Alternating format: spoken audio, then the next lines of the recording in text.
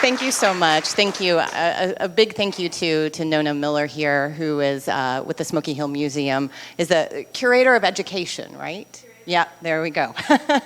And to everybody at the Smoky Hill Museum. I actually was here at the very beginning of this research project. So as Nona mentioned, sort of my long-term project I've been working on since 2017 is documenting all of the artwork created by New Deal programs in the state of Kansas during the 1930s and early 1940s. So I'll be talking about one program, the post office murals, today, but at the end I'll mention a few other. This is just one of many New Deal arts programs, but it's probably the most visible because it created sort of large murals that are in places that many people see.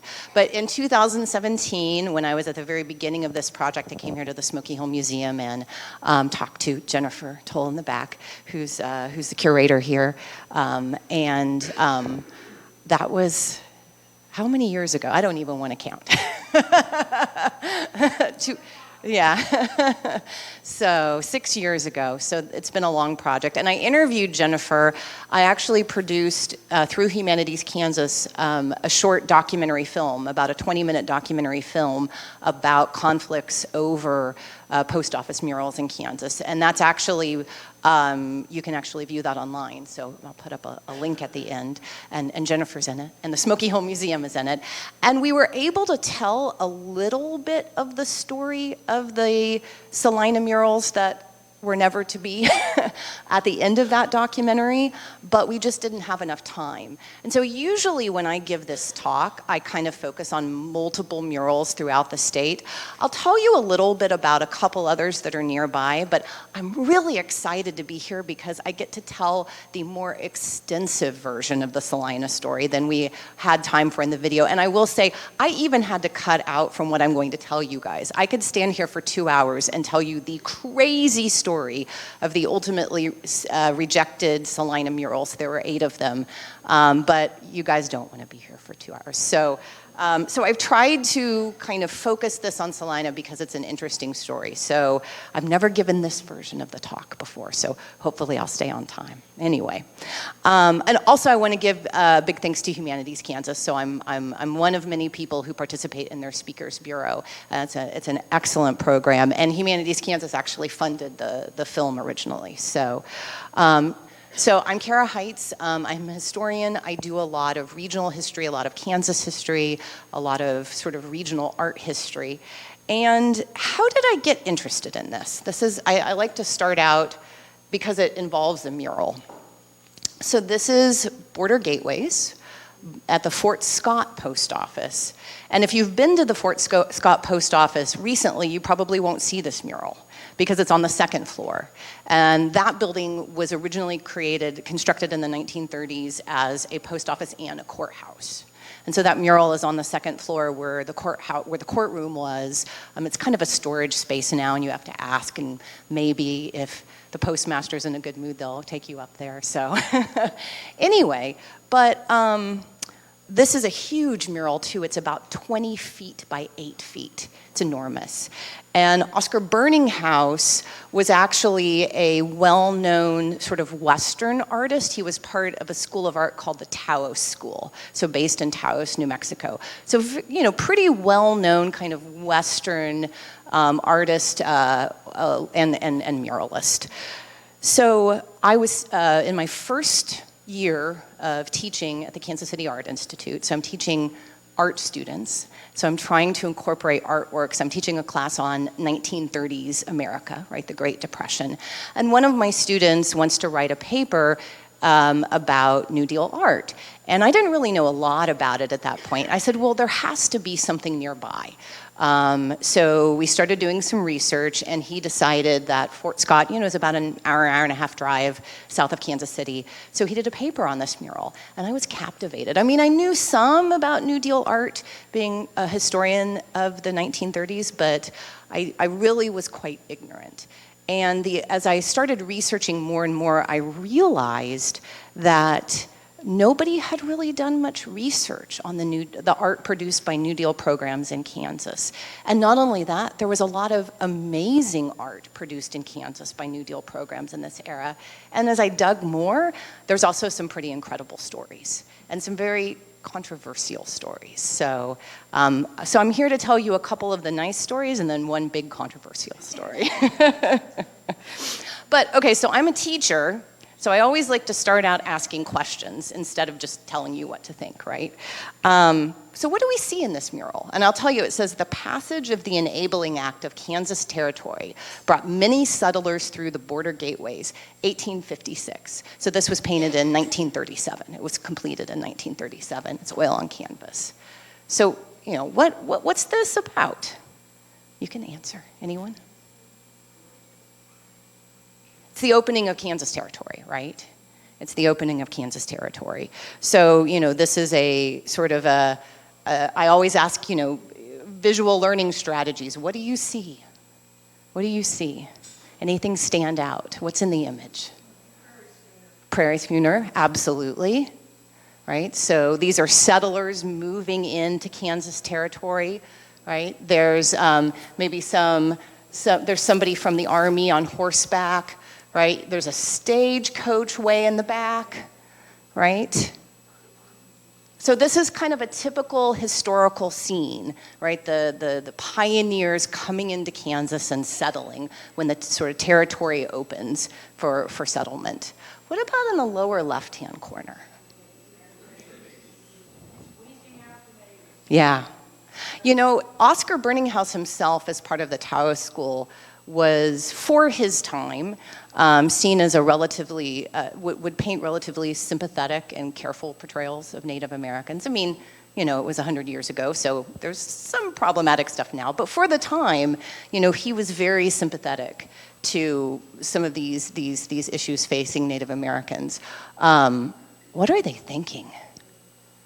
I think in 1930, we may have one interpretation, but when I ask my students that, the nice way that they put it is, they're thinking, oh crap. Right? But I also find this, I mean, imagine this is 20 feet wide. It's very cinematic, right? It's incredibly sort of visually arresting. It almost reminds me, I can imagine this being like a wide shot in a John Ford Western, right? If you've seen Stagecoach, right? These big wide shots. So, you know, it's definitely kind of evoking that grandeur, that scale. So this is a pretty kind of typical scene for a post office mural, and I'll talk about why in a little bit.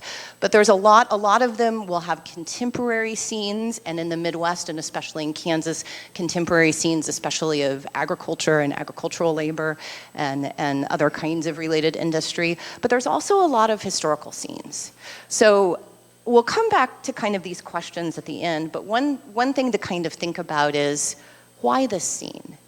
In the 1930s, in the middle of this period of significant dislocation, economic upheaval, uncertainties of all kinds, why is it that this scene is what people connect to? Right? So we'll talk about sort of that later on, and I'll point out why these murals sort of have the themes that they do. I will tell you that Oscar Burninghouse received about $2,600 for this mural, which, I mean, that doesn't sound like a lot, but in 1937, that was around $55,000. Right, so, and I think he spent about a year working on this, so this wasn't something, most of these murals, there's one exception in Kansas, most of these murals would have been painted elsewhere, typically in the artist's studio, and then they would have moved the canvas on site and placed it on the wall. So Burninghouse is working on this in his studio. The interesting thing about the Fort Scott case, though, and this is unique in terms of all of the Kansas murals, is that the Fort Scott mural was chosen through a competition. So in 1937, the people of Fort Scott were able to look at a number of different mural proposals, which were, you know, placed in a public building anonymously. And individuals in the community could go through and look at all of the different designs and then sort of express their opinion about what they thought should represent the community of Fort Scott. So you can see this is the Fort Scott Monitor, February 22nd, 1937. About 1,250 people viewed 42 designs entered in the contest for the mural for the district courthouse and also the post office. It has reawakened a public interest in community art and given a new insight into the possibilities of the history and life of this region as a source of material for artists. Going down, the 42 designs from artists of 6 Midwestern states, so they're all from the Midwest, will be repackaged and shipped tomorrow to Washington, where the Treasury Department, taking into consideration the suggestions and recommendations of the committee sponsoring the exhibit and the more than 1,000 who named their choice on the ballot. So, this is a really interesting example of what a lot of people who study New Deal art like to call democratic art. And it's really the philosophy underlying a lot of this art created by New Deal programs, is the idea that it should be art that everybody, or almost everybody, that regular people can connect to, right? That it's something that visually connects to you, thematically connects to you and your community, and maybe to some extent, right, the artists are all from the Midwest, maybe the artists themselves is connected to your community. But, like anything associated with the concept of democracy, things don't always go smoothly. Right? There's always conflict. What if the community doesn't like the artist? What if there's different ideas about what represents the community? So you see that in a lot of the conflicts over New Deal art. I'll show you, for example, we know that unfortunately, we don't have all of the mural design. We don't have a record of what all 42 of those mural designs were. Of course, we knew that one was Oscar Burninghaus's Border Gateways, but I've been extensively through all the National Archives records dealing with New Deal art in Kansas, and there's not even like a good list of their titles, unfortunately. This is the only one that's still surviving. This is actually a mural study that is currently located in the collection of the Spencer Museum of Art at the University of Kansas. And they have one of these studies. This is Ethel Magafan, who was a Midwestern artist. Actually, she and her twin sister were both artists, and they both participated in New Deal programs. And her proposal for the Fort Scott mural was, and of course this is a little bit stylized, right? It would have looked a little more realistic if executed, and it's called Lawrence Massacre. Any guess what that's supposed to represent? Quantrill's raid. Right. So why would people in Fort Scott not want this? Right? I mean, this is representing Kansas, right? This is representing Kansas. This is an important historic event in Kansas, just like Border Gateways. But why do we not want this to represent us, especially in the 1930s? It's negative. It's a massacre, right? It's kind of a nasty part of our history. Maybe it's a part we don't want to emphasize. Maybe it's a part, especially in difficult times, we want to forget about or not think about. Yeah, I actually don't have an image for this, but the John Stuart Curry's famous mural in the Kansas State House, right, of John Brown, right? Tragic Prelude. And it was not a New Deal mural. It was commissioned by the state of Kansas, but it's created around the same time, right? And it's highly controversial for a number of reasons, but for kind of similar reasons as people rejecting the Lawrence Massacre. Why do we want, this sort of part, this violent part of our history, this kind of perceived difficult part of our history? Is this what we want to be focusing on in difficult times? I mean, I love that mural, the John Stuart Curry mural, right? It has a very different interpretation today, I think. But I think the choice of why people wanted a certain scene to represent them is really important in understanding these murals. Also, this is Lawrence, not Fort Scott. Right? I mean, maybe to a bureaucrat in Washington, that's pretty close. But So what's also interesting is when we think about in New Deal art, this is democratic, it's supposed to be representing us. Who is us? Americans? Kansans? Fort Scottians? Right? I mean, what level are we talking about? Because this is representative of Kansas, but certainly not of Fort Scott. So, there's all of these kinds of different conflicts over who is the community that's even supposed to be represented. But I don't know, maybe they should have done this one in Lawrence, but Lawrence didn't get a post office mural, unfortunately. So,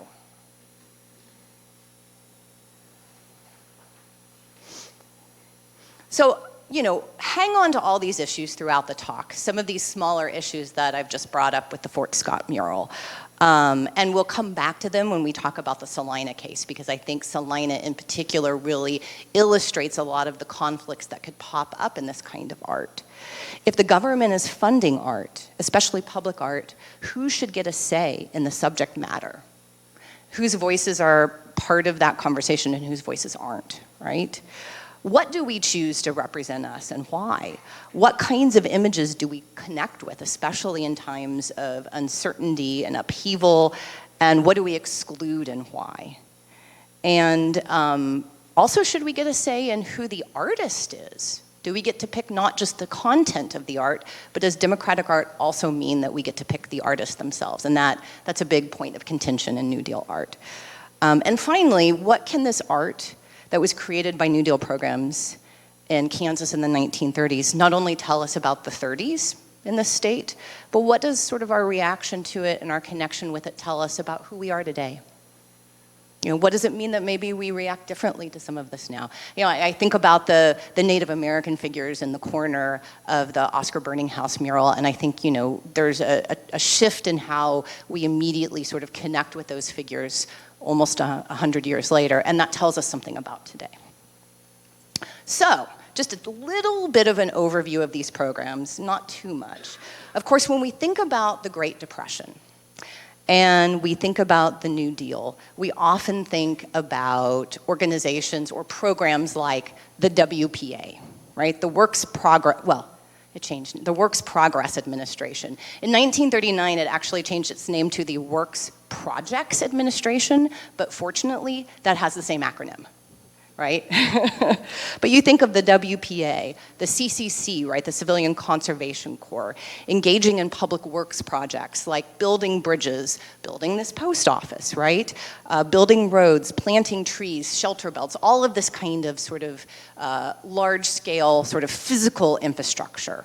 But it should be noted that beyond just those kinds of this kind of work that we think of, right? The New Deal also produced a lot of art, and there were a lot of programs focused on creating artwork, especially artwork for public buildings. So during the Great Depression and into the early years of World War II, the federal government actually engaged in an unprecedented level of financial support for the arts. So these programs now some of these programs were administered through the WPA. I won't be talking about those as much, but I can answer questions about those. But these arts programs administered through the WPA and other agencies were aimed at both providing work for unemployed artists, right? So a lot of these programs, both for the arts and digging ditches and building roads, are jobs programs, right, for unemployed people. But promoting art and culture in a nation ravaged by economic uncertainties and hardships. President Roosevelt, so FDR himself, is said to have declared, quote, 100 years from now, which we're almost there, so 100 years from now, my administration will be known for its art, not for its relief. So, and I kind of think it's known for both, right? It's known for both. And I think as a Kansan, the New Deal in Kansas should really, one of the lasting legacies should be the artwork. And I really hope sort of by the end of this talk, you get a little bit of a taste of the kind of art that the New Deal produced in Kansas. So really quickly, the program that I'll be looking at today is called the Section of Fine Arts. It actually originally was called the Section of Painting and Sculpture. And in 1939, when there was a big reorganization of New Deal programs, they changed the name to the Section of Fine Arts. So most people who study New Deal art just call it the section. So that's what I'll be referring it to. So the Section of Fine Arts was one of the more significant New Deal arts programs. And it created murals and sculptures for new federal buildings across America. So if a New Deal program was building a new building, like a courthouse, or often as we see, a post office during that era, then typically about 1% of the construction budget was put aside for art. And you know, it's interesting, that tradition of 1% set aside for artwork within like a new municipal building, that actually still is with us today. At the federal level, but definitely at the state and local level, a lot of government institutions still kind of follow that. So the section created around 1,200 murals and around 300 sculptures, so this is large-scale public art, throughout the country, and employed around 850 artists. And actually, the section is somewhat different. So the WPA had its own set of arts programs. There's some other New Deal arts programs. And most of those are what we think of as traditional jobs programs, not the section. So for other New Deal arts programs, you know, for any kind of WPA job, most people working for the WPA had to qualify for relief. There are some positions that were administrators and that sort of thing where they didn't, but most people had to be out of work or be underemployed, that sort of thing. The section is a little different because it is more of a traditional commission-based system, so that artists would submit designs to a mural competition. Those designs would be looked at anonymously, or well, supposedly anonymously, and then the commission was awarded by merit. So you didn't have to be in economic need to submit to one of these competitions.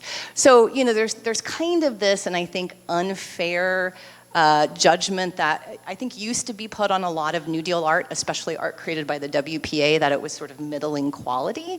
And sometimes that's true. I mean, because a lot of artists working for the WPA were younger, you know, they were underemployed, but the section actually, a lot of young artists applied for section commissions, but the section attracted a lot of established artists too, because it was commission-based. So, and I'll talk about in a minute, for example, in Kansas, Berger Sanzane completed 3 post office murals. And, you know, he certainly was not out of work in the 1930s, right? He was an established artist at that time. So, so section artists were actually encouraged to connect with local interests and to the local history of a site. And this was actually, they were taught to sort of told to paint in a style or sculpt in a style that was called the American scene. So it was supposed to provide images that would connect to local communities, but also there's kind of this sense, now this wasn't always followed, absolutely, but there's kind of this sense that we're not going to display hardship. We're not going to display really tough social realities. Some New Deal art does, but especially in the Midwest, it's about presenting scenes of uplift and community spirit. So in Kansas, and this is the Goodland Post Office, Rural-Free Delivery by Kenneth Adams. So this is, you know, there's a number of post office murals in Kansas and throughout the Midwest that are documenting sort of the spread of mail delivery, right? This is an important historical event in rural communities. And Kenneth Adams was actually living in New Mexico at the time. He was also part of the Taos School of Artists, but he had grown up and was originally from Topeka, Kansas. So even the section often would try to keep competitions or calls for mural competitions. A lot of times they would keep them open only to artists that lived in a particular region, or even if you weren't practicing in that area anymore, if you kind of had been born in that region. There's sort of this philosophy behind it that, you know, maybe artists in the Midwest would connect to Midwestern communities better, which is one of the things that went wrong with the Salina murals. So that's my website, and I can tell the Smoky Hill Museum to put this up on their website. On my website, I actually have a list and images of all of the post office murals in Kansas. So as I said, there were about 1,200 murals and about 300 sculptures that were placed in post offices and other federal buildings by the section. In Kansas, from this program, we have 29 pieces of art in 26 buildings, originally in 26 post offices, or post offices and courthouses across the state. And that actually also includes, besides just the oil on canvas murals, that number includes 3 sculptures, 2 sets of terracotta reliefs, and 24 sort of more standard murals, with 3 locations, Wichita, Horton, and Salina, receiving 2 pieces of art. You guys actually have post office art here. It's outside. Land and Communication by Robert C. Mose. So those were installed uncontroversially. Although I understand there's a local nickname for them. What is it? No? Olga and Olaf, I'm told sometimes they're called outside. Well, they're actually sort of metaphorical figures that are supposed to be representing the idea of land and the idea of communication. So you guys do have post office art and 2 pieces, but you know, everyone was happy with them. They were installed uncontroversially. So, prominent regional and national artists painted section murals in the state, including Oscar Burninghouse, Berger Sanzane, Joe Jones, Albert T. Reed. I'll be talking about him a little bit. However, many younger artists were also, in the earlier stage of their career, were given commissions in Kansas. So Martill, who became sort of a well-known artist later on, Vance Kirkland, who I believe has his own museum in Denver, Jesse Wilbur, and Kenneth Miller Adams, who was the Goodland Post Office. 3 communities outright rejected some kind of art that they were offered. So there are 2 post office murals in Wichita that are in the now federal building, but there were 2 other murals that were proposed very early on that are now in the Aviation Museum that they did not hang. The town of Marion, Kansas completely rejected the idea of any kind of art. Nope, send it somewhere else. So they did. I think the wooden sculpture that was intended for Marion, Kansas is now somewhere in Illinois. And of course, Salina. You guys have the honor of rejecting the most New Deal art, which is 8 large panels. But we'll talk about that. Yay, you win. So just a couple more examples really quick, and then we'll talk about Salina. So 2 that are not too far from here, right? So this is the Lindsborg Post Office, Smoky River by Berger Sanzane, oil on canvas, 1938. Have some of you seen this in person? Yeah, right. So, and you know, we're in Salina. Everyone knows who Sanzane is.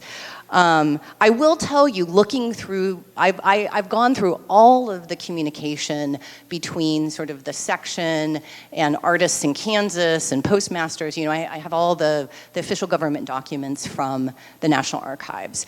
Everybody in Kansas pretty much wanted Sanzane to paint their post office mural, right? We would have had like 29 pieces of Sanzane art if the idea of democratic art would have also encompassed the idea of the community choosing the artist. So, but only 3 got their wish. So Lindsborg, of course, and then Halstead and Bellevue. It's actually interesting, sort of towards the end of the program, as they're winding down, I think it's Halstead, which is the earlier, Halstead, where Kit Carson camped by Berger Sanzane, was 1941. And that's kind of when the program is winding down. And so they have these pretty firm ideas about how the artist should be chosen, right? That it should be anonymous. So in some situations, you would have these big competitions like Fort Scott, where they would have this large call for artists. People in the region would submit designs, it was very unusual to have the community look at them ahead of time, but there was typically, there was a big competition in St. Louis, for example, and typically then there would be, the section would put together a committee of sort of local individuals, typically maybe the postmaster, a local artist, somebody like the head of the Chamber of Commerce, that sort of thing, and they would assess and then talk to the section, and then the section would make the decision. However, most of the smaller post offices, so most of the post offices in Kansas, their artist was assigned. And the way that that particular artist was chosen is if you received honorable mention in one of these larger regional competitions, so you didn't get the commission, but your work was notable, then the section would say, okay, we'll assign you to the Harrington post office. So most of the post offices in Kansas are in smaller towns, and that's how most of them got there. I don't know if you guys can even see that. So Anthony, Augusta, Belleville, Burlington, Caldwell, Columbus, Council Grove, Eureka, Fort Scott, Fredonia, Goodland, Halstead, Harrington, Hoisington, Horton, Hutchinson, Kingman, Lindsborg, Neodesha, Olathe, Oswego, Russell, Sabetha, Salina, Seneca, Wichita. So it's kind of an interesting collection in terms of size of towns. Geographical distribution, there's not much. I think west of Russell, it's really only Goodland. So there's really no post office murals in southwest Kansas, and there's really only one in northwest Kansas, but that's more of a function of what new federal government buildings were being built at that time. Sorry, I keep going over this. So, what I was going to say though about San Zane is, this is where the idea of democratic art starts to fudge a little bit, because, this is supposed to be anonymous, but like, but Berger San Zane gets assigned to Lindsborg, right? So, and San Zane was actually very good friends with one of the administrators of the section. His name is Ed Rowan. He'll come up as a character later in the Salina story. Actually, he comes up soon. And by the time this program is winding down, and it's 1941, 1942 is kind of the last year anything is created, and then 43, all New Deal arts programs come to an end because we're in a war, right? So the Halstead, had its post office built pretty late, so it's 40 or 41. They knew they had money for a mural, and a local ladies club writes to the section and says, we really want San Zane. And at that point, the administrator, Ed Rowan, is like, everyone asks for San Zane, but you know what? It's fine, just take it, San Zane. Just tell everyone it was anonymous. So, there's a little bit of fudging there. So one other story before we get to Salina, and I like this one because it sort of exemplifies a lot of the agricultural scenes that you typically see in a lot of Kansas New Deal art. So this is the Hoisington post office, which is about an hour west of here, I think, about an hour. And this is Wheat Center by Dorothea Tomlinson. It's 1938. This is about 12 feet by 5 feet. And Tomlinson was commissioned because she received an honorable mention in, I believe, the St. Louis competition. And she was commissioned in November of 1937, and the mural was installed June 1938. So typically this is like a year-long process. And she received about $550, which is about $12,000 today. For an up-and-coming artist, a young artist, somebody who doesn't have a lot of experience, that's actually quite a bit of money. I like Dorothea Tomlinson's story, though, because it points out the fact that there are a lot of women who are working for New Deal arts programs for the time. It's actually estimated that about 20% of artists employed in New Deal arts programs were women, which in the 1930s and early 40s is pretty significant. And if you think especially, women didn't have the same opportunities to go through the traditional lines of art education, going to art school, getting sort of a well-established mentor. It wasn't as common for women to do that, so New Deal arts programs actually gave sort of women a space to connect with other artists, to sort of get a big commission early on in their career. And I think it really helped bolster a lot of women's careers later on if they participated in these programs. Dorothea Tomlinson actually is painted one of 4 post office murals in Kansas that were painted by women. So that's pretty interesting. You could have had 8 Salina who were partly painted by a woman, but sorry. So Dorothea Tomlinson, though, interestingly enough, was from Iowa. And she studied at the Stone City, Iowa Art Colony. This is a picture of the Stone City, Iowa Art Colony in 1932.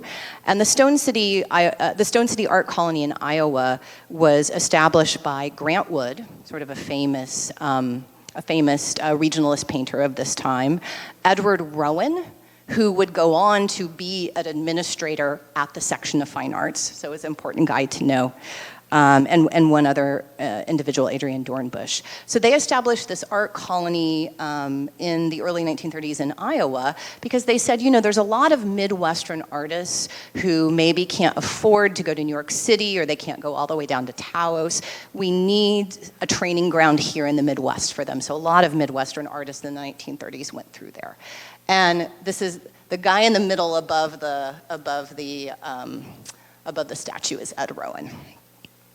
And if you actually look at Dorothea's mural, so this is Wheat Center, and here is a famous painting by Grant Wood, Stone City. You can really see his influence.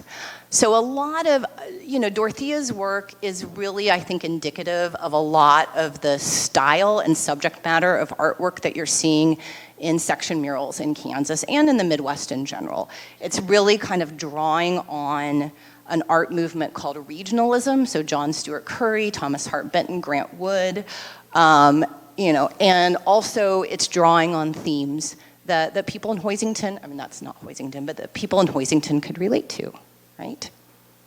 So, and it was installed very uncontroversially. Everyone in Hoisington loved it. They still like it today, right? So that's the Happy New Deal story. And a lot of these murals don't have any controversy. They're installed and everyone's happy, and that's the way it goes.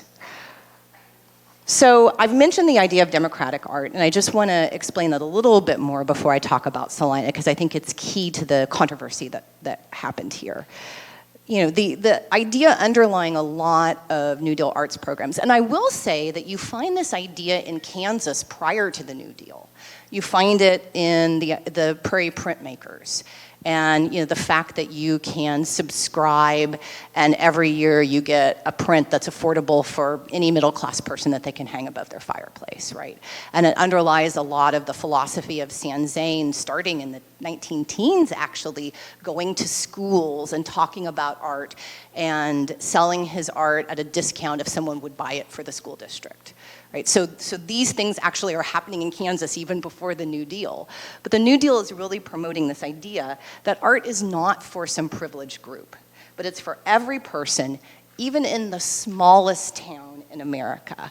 You don't have to go to Kansas City and walk the hallowed walls of the Nelson Atkins, right, to see art as an American, right? The idea is you should be able to walk inside your post office, a building that, especially in the 1930s, people are going into quite frequently, right? And see beautiful, well-executed art on the wall, done in a style and based on a theme that you can relate to, that connects with you. That's really the idea, that we all should be able to appreciate art in our daily lives. So there's kind of 3 things here. But think about the fact that these 3 things maybe could come into conflict. 1, it's done in an accessible style, right? So this isn't European avant-garde, right? This isn't Picasso style, right? This is more what we would call realistic. I mean, there's a little bit of non-realism here, but it's stuff that is not inaccessible, at least especially in the 1930s where more avant-garde art styles were seen as somewhat inaccessible. I think maybe it's a little different now because they've been around for so long, right? 2, that it isn't just the style that should be accessible, but as I said, the topic matter. It should relate to the community. It should connect to something that represents your community. But 3, part of democratic art for the section was the anonymous process by which the artist was chosen. And what you'll find is that for some, maybe the idea of democratic art isn't an anonymous process. It isn't about democratizing who can be an artist, which is what the New Deal is doing. It's giving opportunities to lots of artists who wouldn't get these commissions otherwise. But for many people in local communities, maybe that meant they should get a say in who the artist is. And if that's the case, you aren't going to have a democratization of opportunities. So there's a little bit of a conflict there, which we'll see in the Salina story. Okay, here we go. What time is it? Oh, okay. I'll try to tell this quickly. There's a lot here. Oh, that's just the, I should have had that slide up earlier. By the way, this is one of the 2 murals in the Wichita Federal Courthouse, Pioneers in Kansas by Ward Lockwood, who was also a Kansas artist, although had left. He was also in New Mexico at the time. And this is Bernard Steffen's Neodeshe mural, Neodeshe's First Inhabitants, and it's sort of, it's depicting this Neodeshe sort of origin story of the town, which is about sort of communication between a white settler and a Native American community that's already there. By the way, Bernard Steffen was the son of the Neodeshe postmaster. So maybe not so anonymous, right? So in 1937, you got this building. This is, well, they start to build it in 1937. Here's the dedication in 1938. So you have a new post office here in Salina. It's actually one of the largest new federal buildings in Kansas that was built during the 1930s. So it's a pretty significant building. And of course, in the 1980s, the federal government sold the building, and since 1986, I believe, it's been the Smoky Hill Museum, but it was an operating post office for many decades. So like many newly built federal buildings, a portion of the construction costs were put aside for art, 1%. And there was a lot of hewing, going back and forth, what kind of art. It was ultimately decided that there should be both sculptures on the outside and a series of 8 murals around here.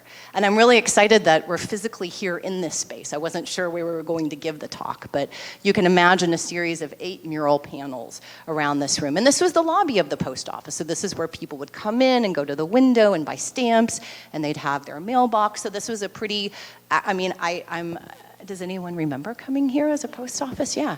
I assume it was a pretty lively, active space, people running into each other, talking to their neighbors, right? So, and post offices were and still are important kind of community spaces, but especially in the 1930s. So, 1% put aside for art. The sculpture process is separate. That went off smoothly. But even from the beginning, there were a lot of problems with getting somebody to even actually commission somebody for the murals. So for some reason, the section decided that this would not be a competition. It would be assigned, even though this was a significant project with 8 panels. And before they settled on the final artist, there was one artist that they assigned, I believe, who was from Missouri, and he ultimately decided to switch to a different project. Then a few months later, they assigned another artist who kind of just randomly disappeared. And I've tried to find records of him in the archives, like where did he go? The communication in the National Archives between the section and between section officials, it's like he just kind of disappeared and nobody knows where he is. So I don't know. Maybe he came to Salina and was like, nah, I'm not gonna paint these murals. I don't know. So, in 1940, the section commissions or assigns a young married couple, Isabel Bate and Howard Black. I don't have a good photo individually of Harold Black, but it is a self-portrait. So he painted that portrait of himself. And this is actually a photo of Isabel Bate from the Archives of American Art. And they both, were young. They were in New York City. They both had sort of started to exhibit at some pretty prominent national exhibitions. They both were kind of these up-and-coming young artists with long careers ahead of them, purportedly. And they were married, right? Which is very interesting. So the section assigns this couple together to do the series of 8 panels. Each of them were paid $1,600, which is about $35,000 today. So collectively as a couple, they were paid $70,000 over a series of about 2 years to paint a series of 8 murals, which is a pretty significant amount of money. I mean, I don't know how far that's gonna get you in New York City, but, right? Anyway, so Bait and Black come out to Salina in 1940, in June of 1940. That's downtown Salina, 1936. And this is actually a copy of the letter that Isabel Bate wrote Ed Rowan at the section. And she says, "Dear Mr. Rowan, we have just returned from Salina, Kansas, where we visited the post office and gathered materials in the surrounding country. Our visit there was so encouraging that we are moved to write you of it. Our trip was made more than pleasant by the friendliness and cooperation of the local people. The postmaster, Mr. Pafford, gave us generously of his time and was most helpful in introducing us to the country and its people. The trip was doubly interesting to us as we were at present collaborating on illustrations for a book on this region of the country." They actually did, it's called The Kaw. They did illustrations for it. "This book deals with the Kaw River and will be published next spring. We found the architecture of the post office lobby to be the most handsome and sympathetic to work in. Our intention is to build a model of the lobby to aid in designing the murals, and soon as our rough sketches are ready, we will forward them to the section." So they came out, they're really trying to sort of absorb what the community is like. They're visiting different sites of interest. Everybody's super friendly to them. Everyone's great. We had a wonderful visit, right? So even before Bait and Black were assigned, when it's kind of in the middle of these different individuals kind of being assigned and then disappearing, that sort of thing, people in Salina are starting to get skeptical of this whole "you're gonna assign us an artist" thing. They're like, "I'm really not sure what to think about this." And the archives are full of dozens of letters, even before Bait and Black were assigned, of people basically saying, "We want to do this our way," or maybe not do it at all. So these are just a few examples. For example, this is a letter from Charles Schwartz of the Lee Hardware Company to the Salina postmaster, September 19th, 1939. "It would seem only fair to this community that it should have some say as to the subject of the murals and their general makeup. It is indeed most unfortunate, in my opinion, that this project was not put into a competition so that our outstanding Kansas artists who are recognized muralists could not be employed for work. Such artists as Berger Sanzane and Albert T. Reed, who I'll talk about in a second, should certainly be capable of producing murals which would please this community, not only from the artistic standpoint, but from their knowledge of the ideals, aspirations, and the life of our people, and what a splendid result might have been achieved."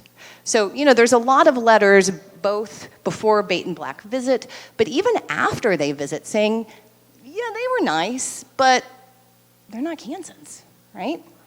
So, and yeah, we were nice to them and polite, but they misinterpreted that, right? This is a letter from E.W. Reed, the vice president of the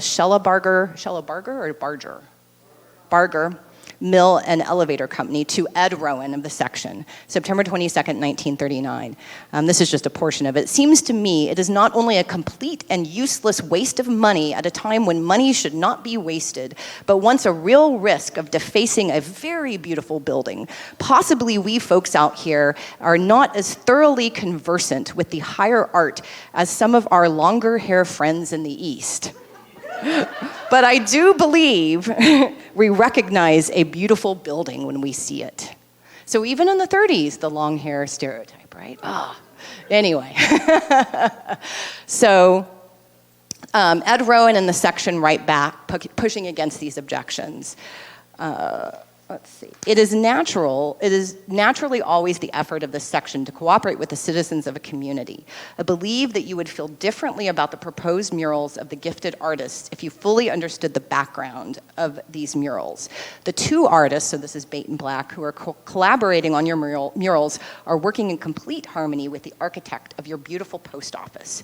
This work has been made possible by holding to the principle of open, anonymous competitions and by respecting the judgment of juries, all of which have been made up of painters and sculptors, thoroughly respected in the profession.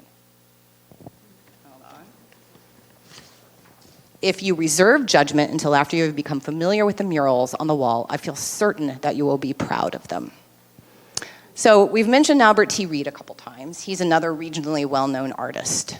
Albert T. Reed actually was not living in Kansas at the time, but he had been born in Kansas and had spent his early professional career mostly in the Topeka area. He was an incredibly well-known, nationally syndicated cartoonist. So that's kind of how he made his money. But he also was a muralist and, interestingly enough, a noted horse portrait painter. But Albert T. Reed was also a great promoter of himself, and he also helped found the Reed Stone School of Art in Topeka, which eventually became the Washburn Department of Art. So with George Stone, who stayed on, trained a lot of artists in Topeka and Kansas. But Albert T. Reed really kind of promoted himself quite a bit, and he was a character. And he would often talk about himself in a manner that was very, on the surface, self-effacing, but really self-promoting. And I think you get a sense of that. So this is a letter that Albert T. Reed, and he did the post office murals in Olathe and in Sabetha. This is the Hare and the Tortoise in Sabetha. So he had already done 2 Kansas post office murals. So this is this is Albert T. Reed to Ed Rowan, after Bait and Black visit. I heard over a year ago that there was some considerable feeling about the decoration of the post office in Salina, but presumed that it had all been settled. Then a couple of Salina businessmen came to Olathe to see our mural there as I was getting it in place, wanted to know all about it and how one went about to getting one of these Western paintings. I am not attempting to get these commissions. In fact, I am discouraging any thought of such a possibility, and I want to cooperate with you in bringing about a peaceful solution. And then a couple paragraphs later, I am not disguising the fact I would secretly covet the spot. It is my old congressional district, the congressman, here's some name dropping, the congressman Frank Carlson, who was born in my hometown, would intercede, but I have not asked him to do so. The sketches I showed them were of their country, which is of course my country too. One was the building of the Union Pacific, which goes through here, Indians riding around the short construction train, a battle in progress. Another was Commerce starts on the old Chisholm Trail. The third is the coming of Coronado. So you see that no place could be more to my desires than Salina.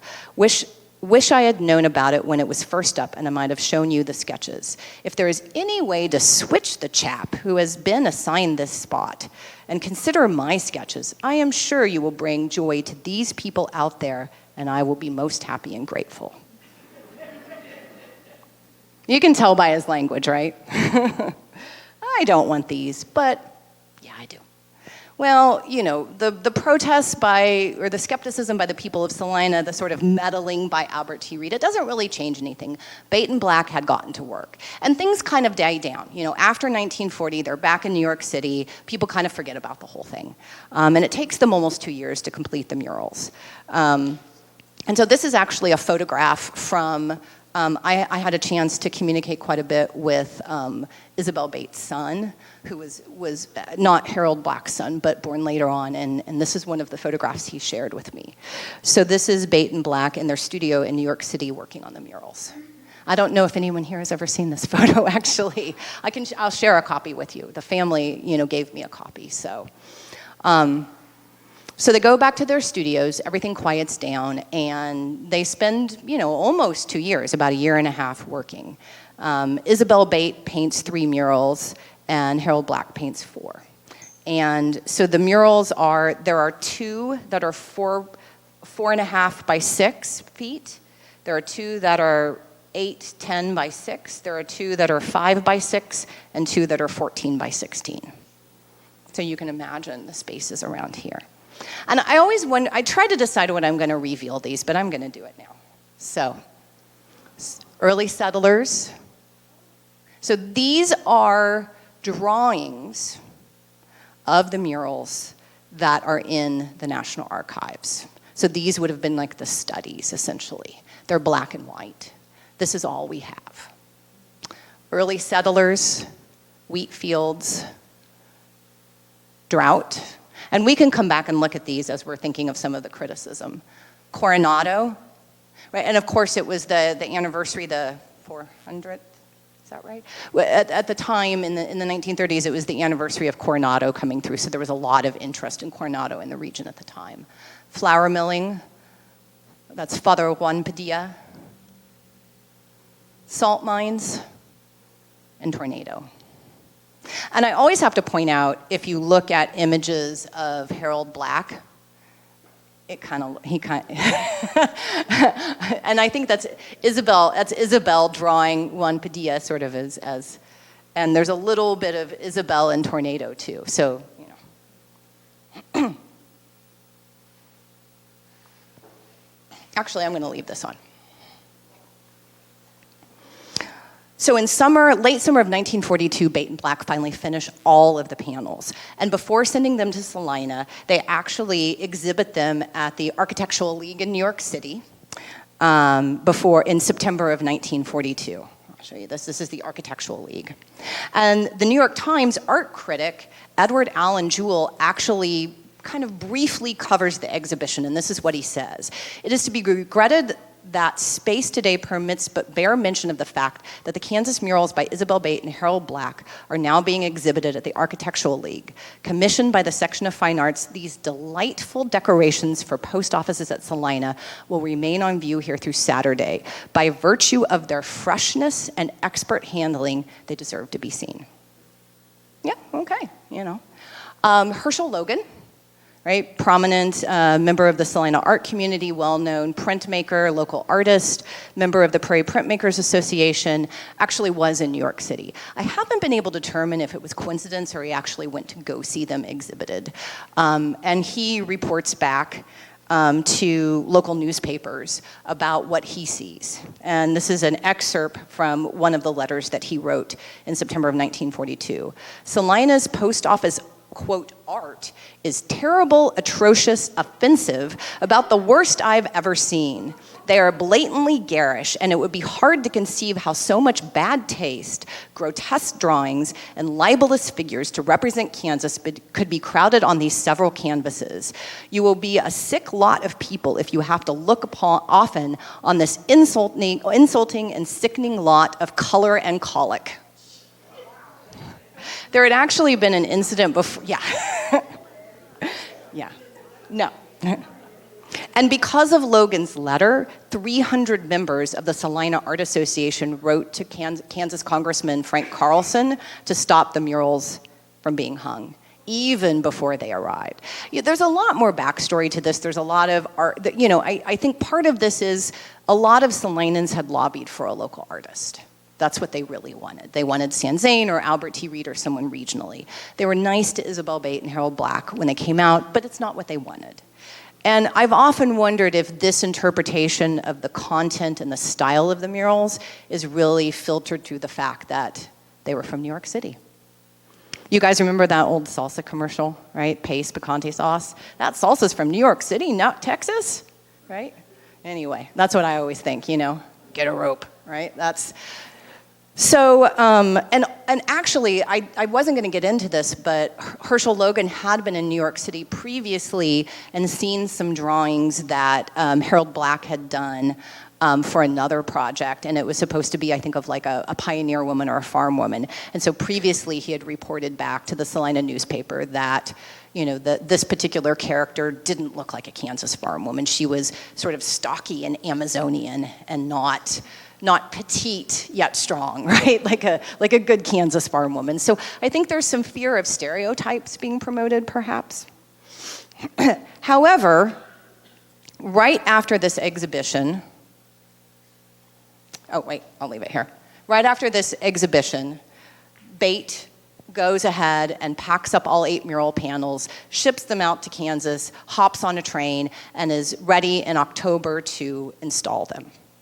It's taken about 2 years. However, there's something that happens in the intervening years, right? Something that significantly changes the course of American history, of world history, that alters sort of the way that people are perceiving what we spend money on and why. World War II, right?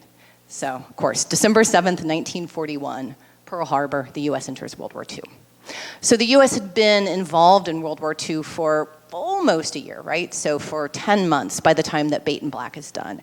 And at this point too, Salina itself had joined the war economy. I couldn't find a good picture of Salina, but this is Beach Aircraft in Wichita, and this is people buying war bonds in a post office in Minnesota. But you can also imagine the lobby of this post office too, being filled with World War II posters and advertisements buying war bonds, and people lining up to buy war bonds. And Salina itself had a lot of military activity associated with World War II as well. So local criticism of the murals when Harold Black shows up with them, physically completed, reflects this new reality of the war. So this is a letter from the Salina postmaster, Pafford, to the assistant postmaster general about a year before, right after U.S. enters the war. As the public sentiment of the citizens of Salina is very decidedly opposed to any murals, it's going to make it very difficult for us to say buy defense bonds when people see money being spent for things that they consider unnecessary. We have a beautiful lobby as it is. But as I said, Bait ships the murals anyway. Bait and Black. And part of the reason too, and this is maybe something that is part of the story from Salinan's perspective that was missing, but the section would distribute money in portions. So when you had kind of the first big set of drawings, they'd give it to you, a portion of your payment. When you completed the murals, they'd give you the next portion of your payment. Your last payment was given when they were hung on the walls. So this is a letter from Harold Black to Ed Rowan on October 7th, 1942. We wanted to do the best job we were capable of. We borrowed money to ship and install the murals, and we owe 4 months' rent on our studio apartment. Unless I'm allowed to install the mural, we face a personal tragedy. They also had a toddler. This is a letter from the Salina postmaster Pafford to the assistant postmaster general, September 29th, 1942. This morning I received a letter from the Blacks stating they would soon arrive in town to begin work. This is where our trouble increases. We have some 15,000 extra people here in town working on 2 large defense jobs. Our lobby is crowded from morning to night. Now imagine scaffolding and chipped off plaster all over the place. With some 35,000 soldiers moving in any day, it's going to put us in a very bad mess. This will not be the case of the public be damned, but it will come near being a case of artists be damned. He actually leaves the line under damned, but I put it in there. So Black shows up in early October 1942 for the installation, and the postmaster won't let him hang. He refuses. He says, nope, you are not putting these up. He won't even let the murals be uncrated. The murals were never uncrated in Salina. They physically arrived here and were never opened. The Hutchinson News said and that's the postmaster. The Hutchinson News said in October 15th, 1942, Postmaster Paffrath temporarily has the upper hand in his battle to keep art out of the Salina post office. Harold Black, the New York artist who prepared the murals, has departed. His work stored in a box in the basement, in the post office basement. The postmaster complained that the scaffolding to install the murals would interfere with heavy lobby traffic. And anyway, he told the post office department in Washington, 98% of the people in Salina don't want the murals in the first place. So, the murals go in the basement here. It's possible some of the evidence indicates they were also stored in the Hutchinson post office basement for a while, but we do know that they basically were pushed down in the basement and said, let's think about this after the war is over. The war is over. Nobody's thinking about it. They're still here in the basement. In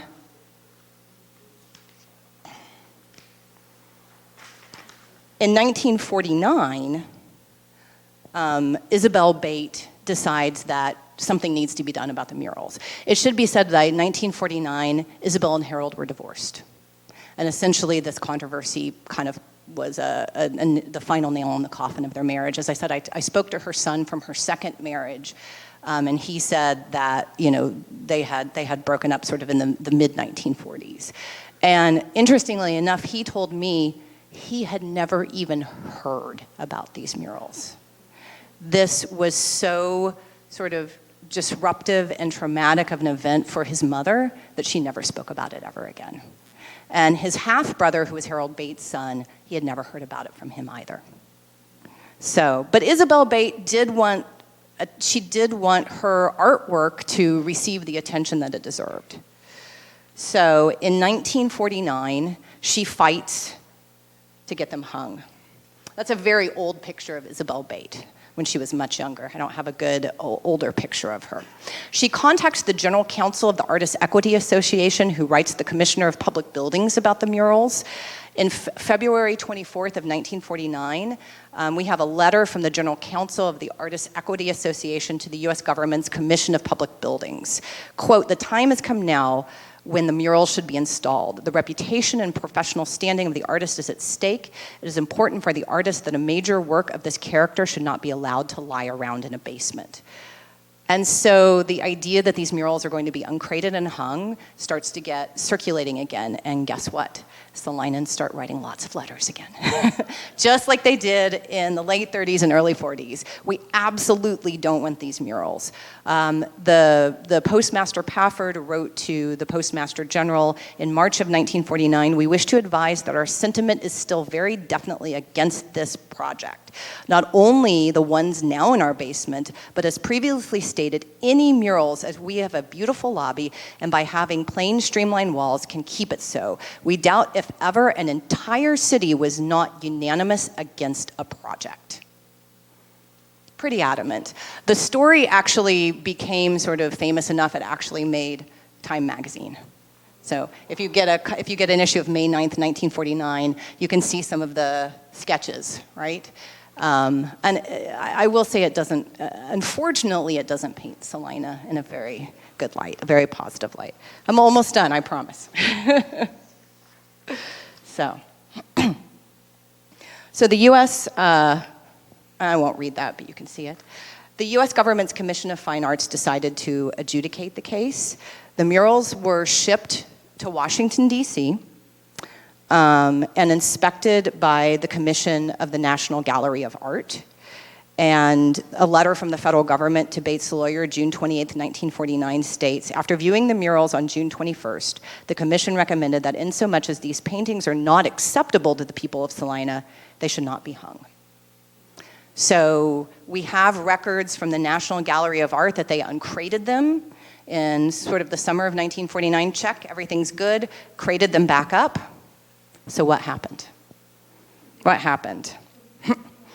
In the 1980s, the post office building, of course, was sold by the federal government and became what's the Smoky Hill Museum now. And the museum actually has a lot of paperwork about this because they contacted the GSA, the General Services Administration, in the mid-1980s, trying to find the murals. I think there was this idea when it became the museum, wouldn't it be great if we could find them? And the only thing that they were able to find were the images of the sketches of the murals that we have.